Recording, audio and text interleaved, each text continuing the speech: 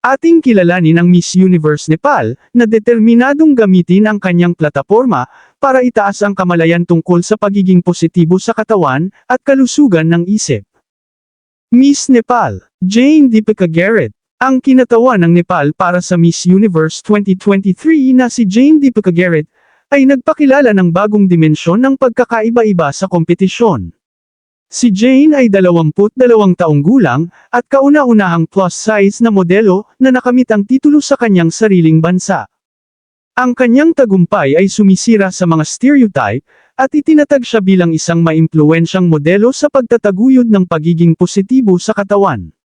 Ang paglahok ni Jane sa Miss Universe Nepal 2023 pageant ay nagpapatunay, na ang kagandahan ay lumalampas sa iba't ibang hugis at sukat, at oras na para yakapin at palakpakan ng mundo, ang mas malawak na scope ng mga uri ng katawan. You are so beautiful and so worthy, and you deserve to be seen, you deserve to be heard. Just like I used to think I did not deserve to be seen or heard, but I am here today because I loved myself.